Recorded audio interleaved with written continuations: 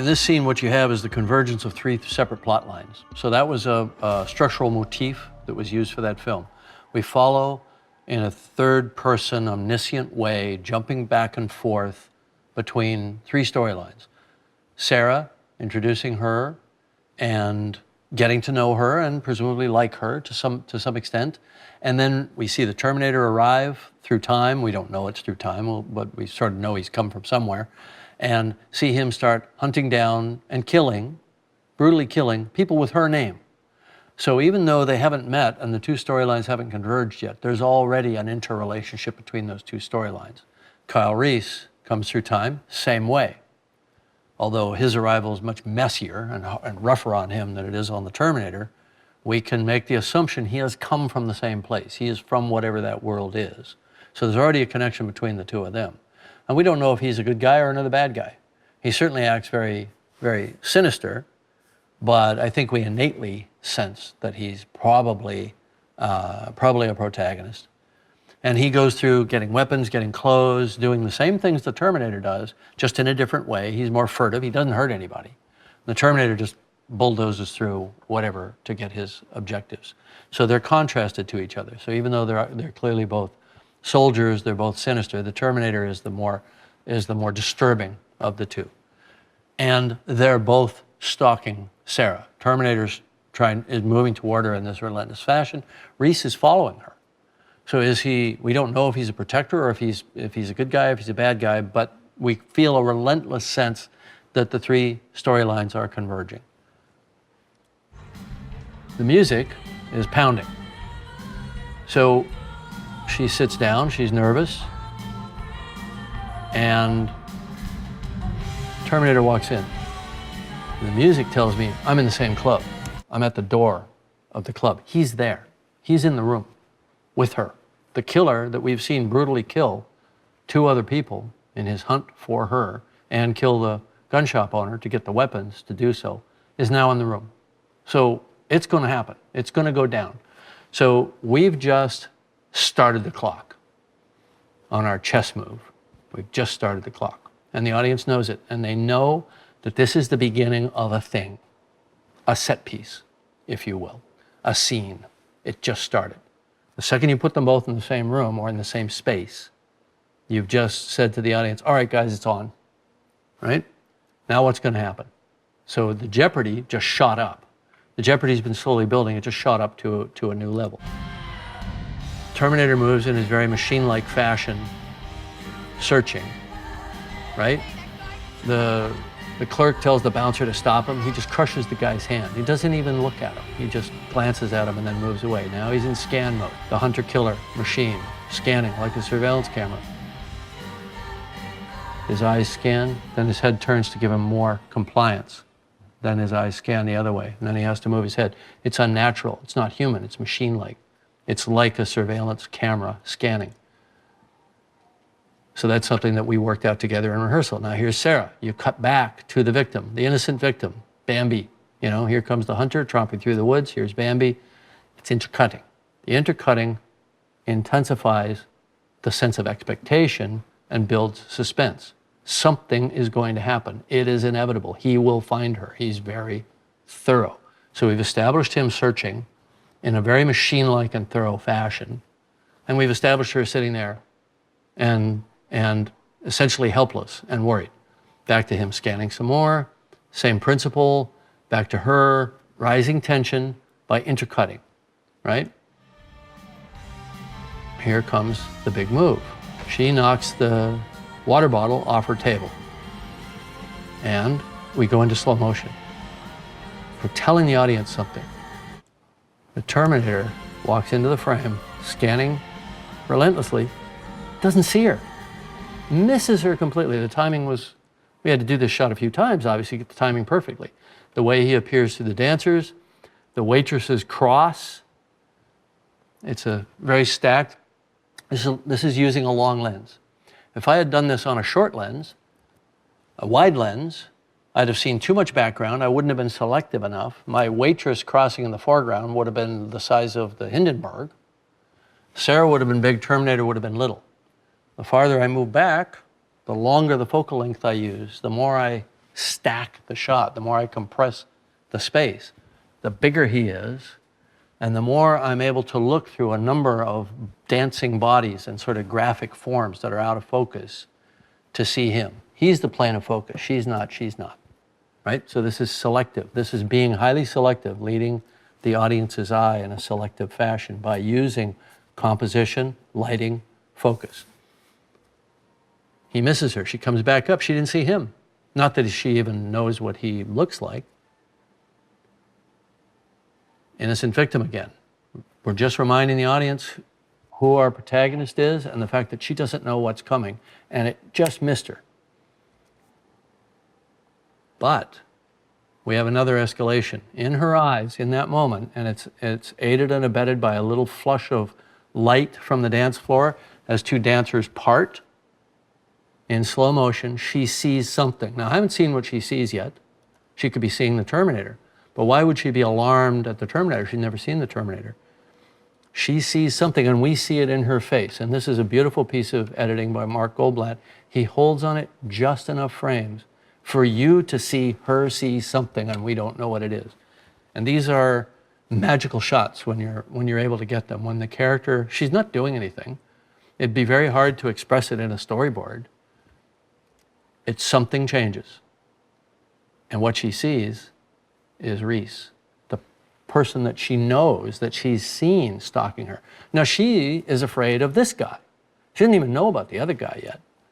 Reese's eyes come up and he sees something. He sees her. Their eyes meet in a mirror. It's a love story. Their eyes meet across a crowded room. It's a love story with shotguns. Another long lens shot. This suggests, and to this day, I don't remember if this is supposed to be Sarah's hair or not, that I'm shooting over her and it's a stack shot or this just some random foreground. I think it's a bit of random foreground. But it's a long lens shot. So it suggests that her brain has excluded the entire environment in between her and him and gone whoa, like that into, and this is how lens choices are very subjective. If I were to duplicate my experience right now, my subjective experience right now, my vision stretches out to where my hands are, way out here, and way down here, and way up here. If I were to duplicate that with a lens, I'd need to be on like a 10 or a 12 millimeter fisheye lens. It would look ridiculous. It would look highly distorted. So I'm seeing all this, but it's not what my brain is focused on, and it's not what I would remember. So lens choice is about the memory you would have if you were there. So if I saw something really interesting, my focus, my attention would go whoop, just to that thing, a very tiny amount of my visual field. If I walk into a new room, a place I've never seen before, my attention gets much wider. I want to take in the whole space. I want to feel where I am. I want to feel the environment around me, right? That's how we perceive. That's how we go through life, perceiving. And you look at the whole picture, and then you see something interesting. Maybe you walk into a big room that's a party, and maybe across the room you see somebody you recognize, and your attention goes, you just went from an 18 millimeter lens to a 175 millimeter lens. You just did it in your head. And it's not that we have such a mechanism, but we do. It's in our visual cortex, in our processing. And if you remembered that moment 6 months later, you would remember it that way. I walked in, I saw the whole place, boom, I saw Bob, and I focused on him and I crossed the room. Now I'm in a tracking shot going over to Bob or whoever. So the point is that cinematic language maps to human perception. But if you want to really resonate with an audience, you resonate based on how a million years of evolution have programmed our brains and our visual cortexes to be the way they are. So we're now in Sarah's reality, looking across the room and zooming in, not literally zooming in, but switching to, I think this was shot on a 135 millimeter lens. And she's looking at him, and then she doesn't want him to see her, so she looks away. Meanwhile, Terminator has completed his scan. This is intercutting. It's all done in slow motion. She's moving in slow motion. The dancers are dancing in slow motion. It's taken on a dreamlike aspect. On the Terminator's turn, the source music, the pounding 80s synth dance music, starts to fade away and get very echoey. And the score, which is saying the narrative, the driving force, comes up. Club music's jamming. A low beat starts to come in here, the threatening energy on his eyes. And there's that heartbeat underneath.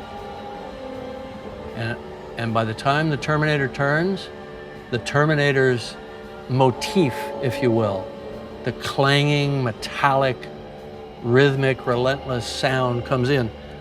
The source music in the club is almost gone.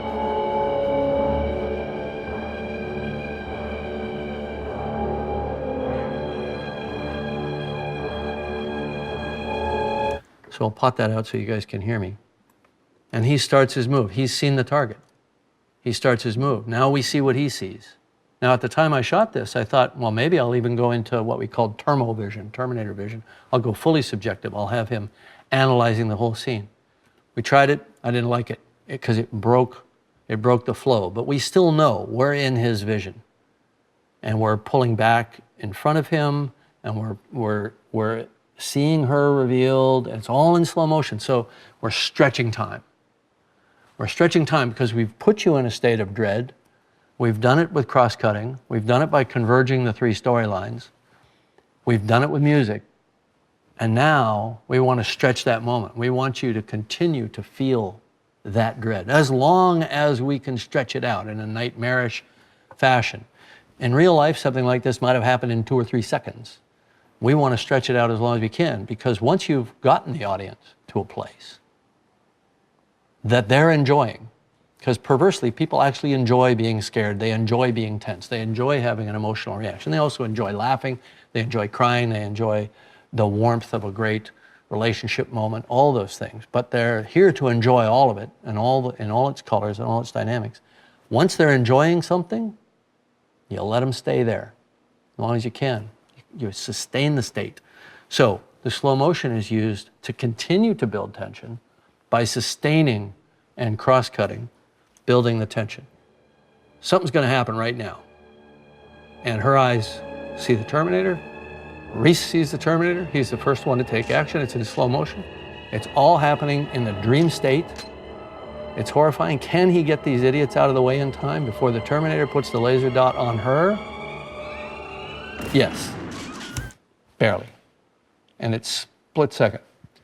And I just want to compliment Mark Goldblatt for doing a remarkable job on the cutting of this scene, refining it down to 1 split-second shot.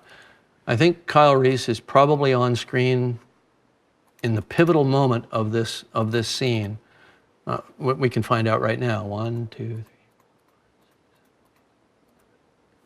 10 frames. After all these long slow motion shots, it all pivots on 10 frames. And now watch what happens next. You're in real time. She falls out of the way.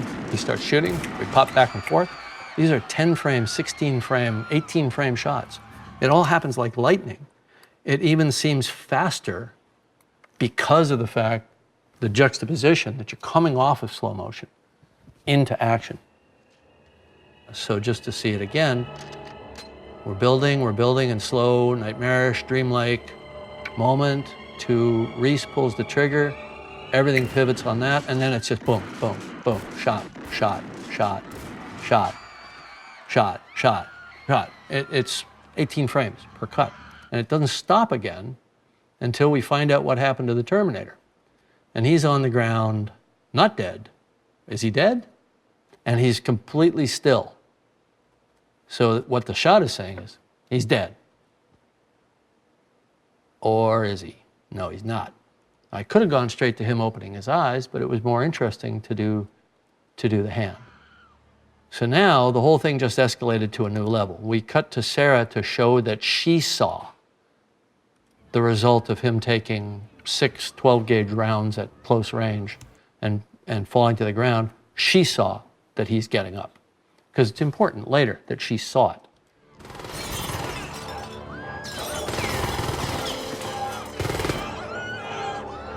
This is a case where a low wide angle lens, an 18mm lens right on the floor makes him seem huge, because now you want to give him the power. The power is shifted.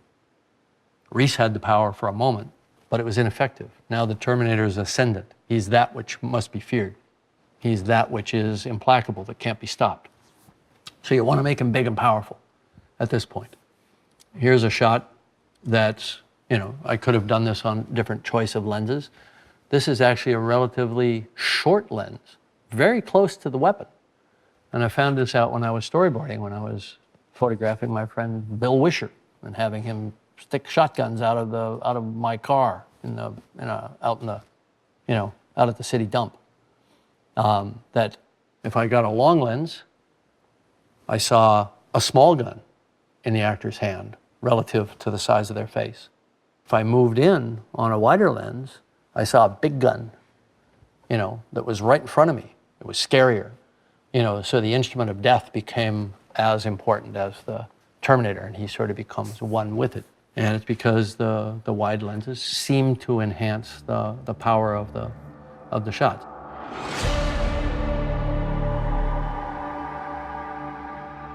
Everything you do, every decision you make, every lens choice you make, everything that you ask an actor to do, all adds up to a total effect of a film.